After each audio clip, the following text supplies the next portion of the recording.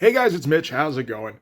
We've taken a look before at some of the history of Ghost Rider, from the early days when Johnny Blaze made a deal with Mephisto, to the demon Zarathos being trapped in the Crystal of Souls with Centurius, and then the rebirth of Ghost Rider in Ghost Rider #1 from 1990, which was probably the high point for the character. We haven't really covered a whole lot of what happened after that, largely because a lot of what happened after that was kind of underwhelming. And I think we might be hitting a low point for the character here today. We're going to take a look at Ghost Rider #1 from 2001 from the Marvel Knights line. So maybe the main reason we haven't hit a lot of Ghost Rider comics after #1 in 1990 is because a lot of those later issues sound like they suck. I read the comic up until issue 25, and I read bits and pieces of the Rise of the Midnight Suns crossover after that, and then I was kind of out, because it felt like Ghost Rider didn't know where it was going after that. And a large part of that is down to the editorial office at the time. I'm pretty sure the success of the Ghost Rider character completely caught Marvel editorial off guard. Leading up to the release of Ghost Rider #1 in 1990, there are a lot of stories floating around about how nobody had any faith in the project. And I mean, to the point where the marketing department sounded like they actively tried to sewer it. So when Ghost Rider #1 not only succeeded, but was an absolute home run, I mean, Marvel editorial, since they didn't know that it was going to be popular in the first place, they had no idea what was making it popular. And I mean, the reasons are pretty simple, really. I mean, for one thing, it was a grim and gritty street-level vigilante book at a time when that was the most in-demand kind of genre. For another thing, it had some strong horror overtones, which only added to the grittiness. You had the excellent design by Javier Saltares that was perfect for the new 90s look, and they quickly established that the book was going to have some of the best art on the shelves, with the combination of Javier Saltares and Mark Teixeira, and then Mark Teixeira on his own, with a specific grimy, nasty look that was perfect for this quarter of the Marvel Universe. And Marvel editorial might not have understood the popularity of Ghost Rider, but they sure exploited it, crossing the character over with any book that was mildly struggling. And a couple that weren't. The character crossed over with both Spider-Man and the X-Men, when Todd McFarlane and Jim Lee were working on those books respectively. But everything kind of came to a head with the Rise of the Midnight Suns crossover, which was when Marvel editorial tried to push things a bit too far with the character. Again, they didn't understand what made the character popular, so they decided what it was that Ghost Rider was a supernatural comic, which wasn't really on the mark at all. But since they thought that kids wanted supernatural books and they wanted to capitalize on that, what they decided to do was try to expand the Ghost Rider stable, have it prop up its own series of books. So you got Morbius, you got Spirits of Vengeance, you got Darkhold, and you got Night Stalkers. And the Midnight Suns event did what it was supposed to, at least. Those first issues all sold like hotcakes. Oh, there's another old man saying, God damn it. But after that, they all fell off pretty quickly. Morbius was the one that lasted the longest at 32 issues. And the Ghost Rider comic itself flailed and flopped around as editorial tried to push the character in directions that they thought would recapture the success it had had a few years previous. Again, not knowing what directions those should be. So they started by killing off Danny Ketch, the new Ghost Rider host, and then quickly bringing him back. Then they brought in the character of Vengeance, which was basically just the Super Shredder version of Ghost Rider. They tried to redefine where Ghost Rider came from, because up until then, there had been speculation that this was still the original demon Zarathos. But Marvel editorial decided that instead this would be a completely different spirit of vengeance that was descended from Danny Ketch's ancestors. And that kind of ruined the character of Danny Ketch a little bit, because before he was just, average naive kid who got in way over his head. And this turned him into kind of a prophesied chosen one character, which nobody ever wants. And meanwhile, the anchor of the Ghost Rider franchise, which was gritty street-level crime and incredible art, kind of drifted further and further away. The artists they had in the meantime were fine, but around issue 50, the artists were Ron Garney and then Salvador Larroca. And I mean, Ron Garney's fine. I don't know about Salvador Larroca around that time. But even Ron Garney at his best, he's not Mark Teixeira. And with the constant knocking around of the character, trying to point him in different directions, eventually Howard Mackey, the writer of the series, decided he'd had enough and quit at issue 69. The writer Ivan Velez Jr. was brought in, and he tried to do some kind of wrap-up story involving Ghost Rider becoming the king of hell, but by that point the numbers were spiraling so fast that he didn't even get to finish it. He got to the penultimate chapter of his King of Hell story, and at that point the number crunchers at Marvel did the math and realized that the circulation was so low that the numbers didn't justify printing the book up. They would have taken a loss by doing that. So the book was canceled on a cliffhanger, which would eventually be reissued in, I think, like 2007, but, that's a little late. And either way, by 1997, Ghost Rider was no longer on the shelves, and he would stay off the shelves as some kind of broken gizmo that nobody knew how to make work, which seems ridiculous. Like, it's not hard to figure out what makes Ghost Rider tick. And it had been proven that if you get him up and running with the right creative team, he could do gangbusters numbers. But it seems like Marvel editorial decided the only reason Ghost Rider sold as much as he did was because he was so firmly tied into that 1990s aesthetic. We were heading towards the year 2000 now, man. This is the future. We don't have time for your cutesy little gritty stuff. So enter the Marvel Knights line, which was run by Joe Quesada and Jimmy Palmiotti, which was largely about taking characters that had been kind of previously mismanaged or not given enough of a spotlight, particularly those of the street-level gritty variety. And the Marvel Knights books were making some noise, even if not all of them were particularly great. You had Kevin Smith and Joe Quesada on the Daredevil book. You had Garth Ennis and Steve Dillon on The Punisher. You had J.G. Jones running a couple books. Those books look great. And they decided to try their luck with Ghost Rider. Again, maybe with the right creative team, they could get that thing working again. For the art duties, they picked Trent Kanyuga, who was a relative newcomer. He'd started up the comic Creed independently at a couple of different publishers, and he brought kind of a new graffiti-type style. For the writing, they got Devin Grayson, who was kind of a rising star at the time. She'd already had her first run on Catwoman, as well as some Nightwing miniseries, and maybe more importantly, she'd written the Black Widow miniseries for Marvel Knights. That was drawn by J.G. Jones. And she was going to get the nod on this book. It seems largely because she was kind of into motorcycle culture, and that was kind of it. Didn't know a whole lot about the history of the character, and didn't sound like she was really going to go diving deep into the lore either. Which, I can understand the thinking. They were trying to go in a completely new direction. But no, this wasn't going to be it, I don't think. So why don't we get into it and we can find out why it didn't work. So let's take a start here with the cover. I like this cover quite a bit. This is Trent Kanyuga, as I said. And there's a whole bunch of detail going on. It's not really that Mark Teixeira type of detail at all. It doesn't have that grim and gritty feel. This is a bit more pop art, really, if anything, I suppose. Does feel a little bit closer to Art Adams, maybe even like a little bit of that Hispanime kind of look. But, we do have kind of the winning combination that we had on the cover of Ghost Rider #1 back in 1990, which is a pretty detailed shot of a pretty cool-looking bike with a flaming-headed skull demon sitting on top of it. That's a good start, I suppose. This font here, nowhere near as good as the 1990 font, but what can you do, I guess? It does feel a little bit like a placeholder. Like somebody just scribbled some stuff and went, okay, we'll come up with something later. And then they forgot to come up with something later. Okay, so, we're not going to get a flashback history thing, eh? It's a good thing I covered all that ground earlier. They usually did that in Marvel Knights. So we're going to start out with Johnny Blaze for some reason. He hasn't really been featured in Ghost Rider for a while at this point. It has been discovered that he's like some kind of long-lost brother of Danny Ketch. Apparently the last we'd seen of Johnny Blaze, he had been freed of the curse of Zarathos, but his wife had been trapped in hell, and now he was, walking the land, administering Hellfire shotgun justice. So here we're going to start with Johnny Blaze, who's apparently working a desk job.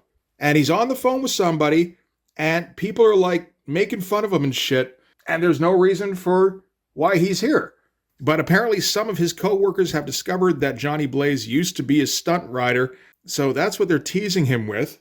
And meanwhile, it sounds like he's getting chastised by, I guess, his new girlfriend, because he's talking to somebody named Chloe. That's not his wife's name. That's not the names of either of his kids. So, I guess he's kind of given up on the quest to free his wife, probably, right? Like, that shit's got to be hard. After 5 years, probably. It's like, okay, I think I've tried a bunch of different avenues. At this point, I think I've done what I'm supposed to, man. Like, I'm not getting any younger. It's going to be a little bit tough to find a new one now. I imagine that was the line of thought. The version of Johnny here, I don't like this very much at all. It's very cartoony. I can kind of see where this comes from based off of the cover art. The cover does look quite a bit better. But yeah, no, we're going with cartoons in a very bland world. Because that's what you want in Ghost Rider. And so the co-workers just keep kind of going back and forth about how he's got this secret hidden past where he was a daredevil guy and now he's just kind of working a desk job and that doesn't make a whole lot of sense to them. I'm on board.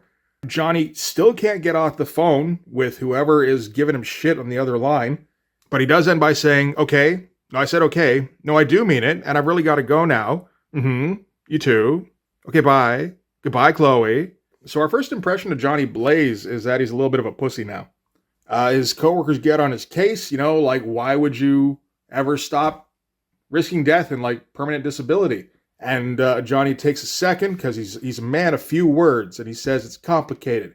And he action stomps out of the office. We get a full-on Dutch angle for his stomp.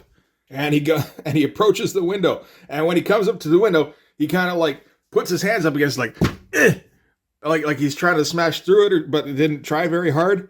And that's when his boss approaches. So that's a little awkward. He caught you trying to just end it all right there.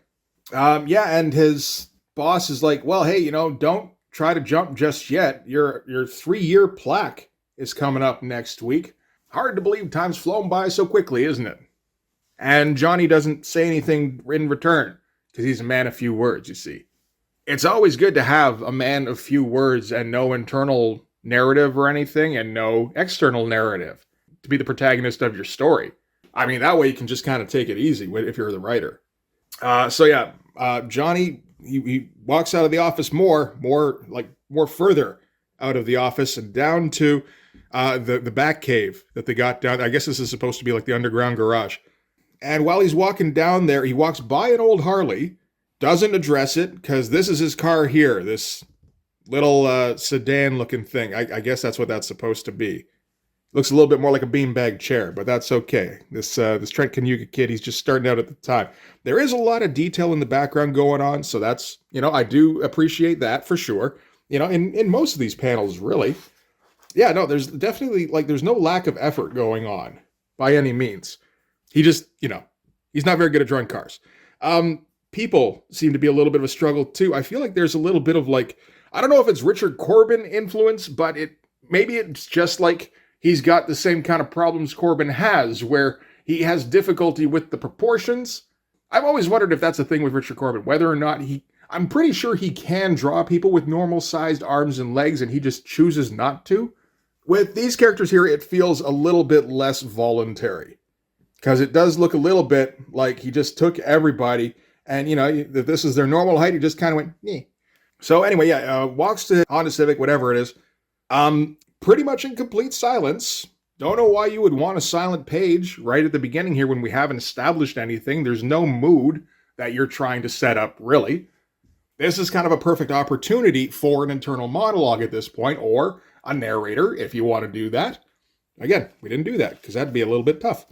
And I guess the motorcycle caught his eye, his flaming eye, and then his hair ignites, which may or may not be metaphorical.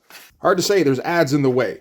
No, it definitely wasn't metaphorical, as Ghost Rider appears, apparently, in a pretty good double page spread, I'll say that. The character of Ghost Rider looks maybe a little bit too massive. He kind of looks like his jacket got inflated. And his bike is too small for him. That looks a little bit more like a scooter. It seemed to have the proportions down pretty good on the cover, but not so much anymore. Yeah, that's like 2 weeks out of training wheels kind of bike there. But I like all the stuff that's getting thrown around here. A lot of background detail. I like this the sun effect in the back, the design element. That's kind of nice. Like all the fire flying off him. Like the action to the shot. Why is Johnny Blaze Ghost Rider, though? See, this is the thing, and Ghost Rider fans know this is the thing. There's no reason for Johnny Blaze to be Ghost Rider at this point. And if Devin what's her name? Oh, it's right here. And if Devin Grayson had done a little bit of research, she might have known that Johnny Blaze doesn't have anything to do with Ghost Rider anymore. But she didn't do a little bit of research. I'm pretty sure the only reason she picked Johnny Blaze in the first place is because Johnny Blaze is the one with a Harley. Or possibly because Danny Ketch is dead, but you can get around that shit. And again, no dialogue, no narration, no nothing. And Ghost Rider rides down through gridlock and keeps on right. That's a nice shot. Went with a pretty extreme tilt there. Still keeping up that design element kind of sunset in the background. It looks pretty neat. Nothing happened there. So I guess Ghost Rider must be heading somewhere very important. Because, I mean, we've eaten up 2, 3, 4, 5, 6, 7, like 8 pages. This is page 8 here on not a whole lot happening just yet. We haven't established anything about Johnny Blaze other than the fact that he's working at a desk job now, and he's Ghost Rider again for some reason. So he must be getting to a plot pretty quick if he's going to maintain our interest. Oh, that doesn't seem to be the case, though, because Johnny Blaze just kind of wakes up in a cabin somewhere and wasn't expecting any of that, apparently. Again, I like the amount of detail going on in the background here. Not so much the cartoony faces. Like, at this point, they're starting to wear on me a little because this just shouldn't be the faces that we get in a Ghost Rider book. Oh, look, he found the bike, and then he set it up right, and now he's going to go in that cabin. Maybe this is where he lives? He works in a desk job, and then he lives out in the Ozarks. It's a bit of a commute. It's a good thing you got a flaming motorcycle to get you to and from work every day. And we waste another page. Oh, no, that's not his place. He's at a bar, and he just kind of wanders in. And all the bikers here, they're kind of like stereotypical 80s movie bad guy bikers. You know, these are the bikers you find in Roadhouse. You know, they're all giving him shit because he wandered into the wrong bar. I guess this is the element of biker culture that Devin Grayson is bringing to this comic because, you know, one of the guys calls a bike a scooter, and one of these women here says, nah, he ain't got no brain bucket. So she knows some of the lingo. And he orders himself a beer. Again, nice amount of detail. Doesn't look like a Ghost Rider comic to me. Decent perspective, though. I don't see anything out of whack there. So, although that pool table looks mighty high. But maybe they just like a really high pool table. Who knows? And oh, shit. Things are going to get a little bit worse here. Didn't I see Danny Miki's name associated with the inks on this? Oh, shit. They gave him all stupid fucking... They couldn't give him proper credits. So Devin Grayson mapping the route, Trent Ganuga at the wheel, Danny Miki detailing the hog. Yeah, this is apparently a Danny Miki book, but the inks here look like shit. I mean, that could be down to just not very good pencils. You know, like a lot of the pages prior to this one were pretty heavily detailed. Even this one itself isn't exactly easing up or anything. But I don't know, maybe this one ended up being sketched in pretty quick, because that's a pretty rough job there. Anyway, some woman busts in yelling, "It's Dave. Oh God, oh God, oh God, my Dave." And the bikers all gather around. They're like, "What happened? Where's Dave? Is he okay?" And she's like, "I don't know. He just kept going." And that's the whole friggin' page. Like, we're past the halfway point of the book now, man. And like, what has happened? Not a whole lot. I'll tell you that. Okay, so now we're going to find out what happened with Dave. Apparently it was a hit and run. A semi, and the cops said it all happened so fast.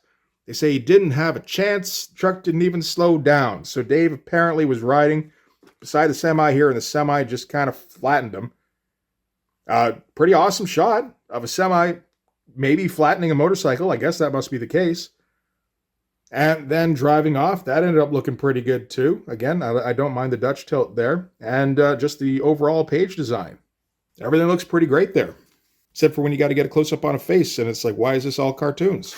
So the bikers are all like, we're going to get that trucker who hit and run him.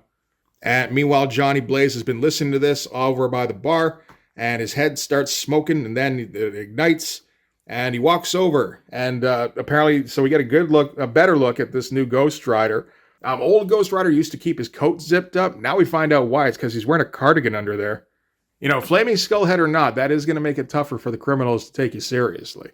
And it's not even like Johnny Blaze was wearing a cardigan, you know, before he transformed. He's wearing just kind of a regular-ass collared shirt that's actually pretty grunged up. That would have been a much more appropriate thing for Ghost Rider to be wearing underneath the leather jacket. But anyway, the Abercrombie and Fitch version of Ghost Rider, well, it doesn't say much of anything. He just kind of goes and lays what appears to be a comforting hand on the shoulder of one of the cartoon characters here.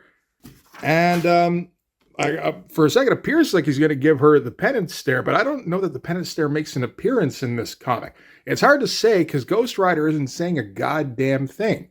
But no, he just kind of flares up for a second, and his bike kind of busts into the bar, and then he rides out of it. So I guess he's going to go chase down the guy who did the hit and run, because that seems like a valuable use of Ghost Rider's time. It's not like he's got anything else like a story going on. He might as well go enforce traffic laws, right? I mean, to be fair, vehicular manslaughter is like one of the big traffic laws at least, but still.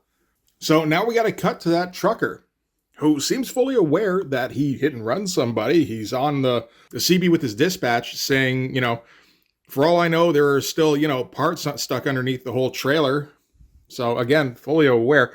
Apparently the guy on the other end of the radio is the one egging him on, telling him he's got to, I guess, make his destination no matter what. And we see Ghost Rider come up in the rear view window. And then driver looks back. Ghost Rider's disappeared. All of a sudden, he's on the hood and smashes in the window and grabs the driver. Like, it's a cool page anyway. It's a good setup.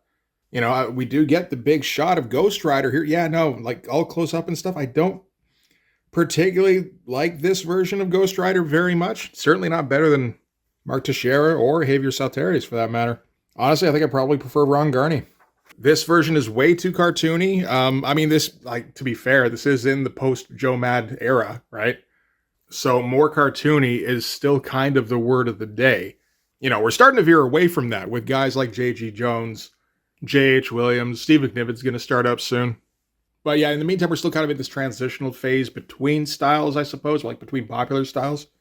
And like highly detailed cartoons, like I can see there being a market for this, sure. Again, not for this title, though. And Ghost Rider's just going to kind of hold the driver on the hood here while the trailer flips over behind them. And then that starts to flip over the whole truck and they go flying. Again, love all the detail going on. Like the truck here, it looks like the basic shape is kind of rudimentary, but the amount of detail he's throwing on top of it does kind of balance that out for me, so that's okay. I feel like he got the motion of the truck flipping over pretty good here. I like the undercarriage as well.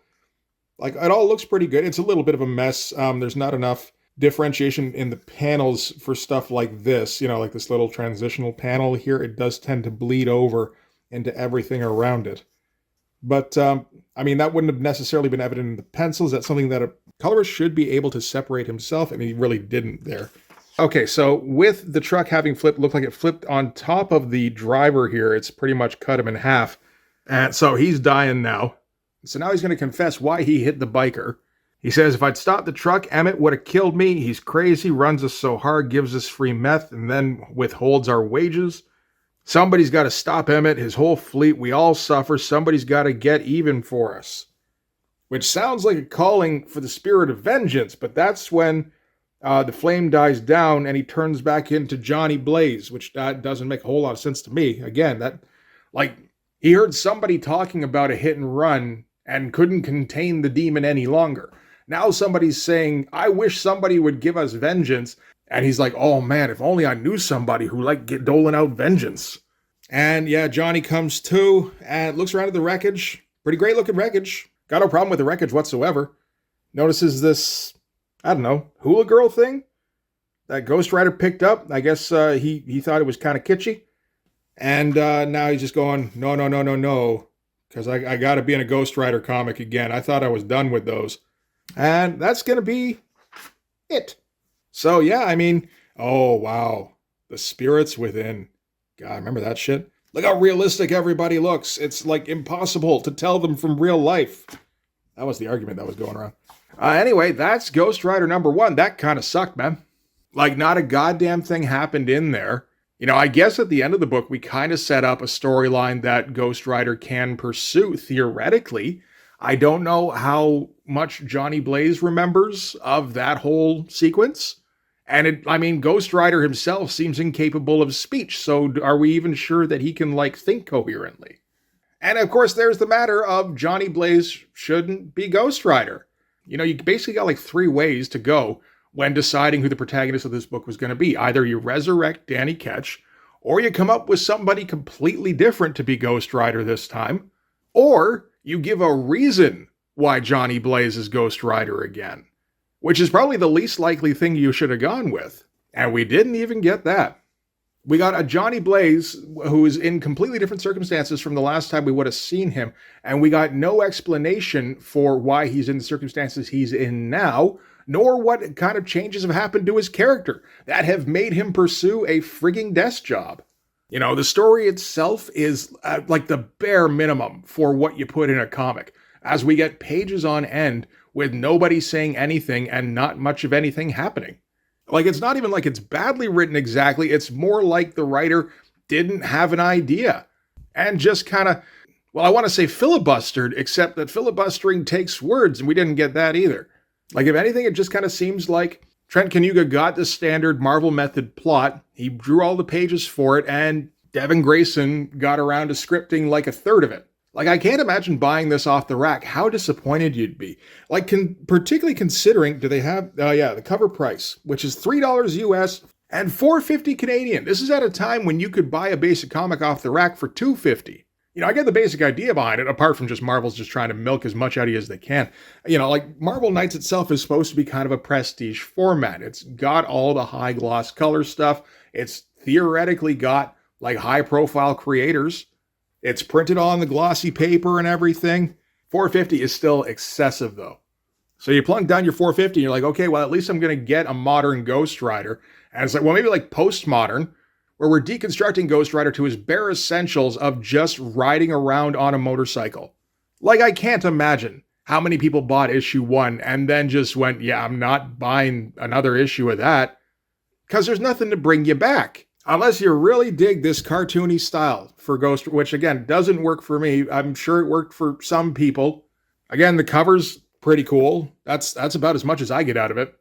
Anyway, in the 25 years since this, I don't know if there's really been a decent Ghost Rider. It doesn't feel like he's ever been one of the premier characters again. Maybe people like the Cosmic Ghost Rider. That seems kind of stupid to me.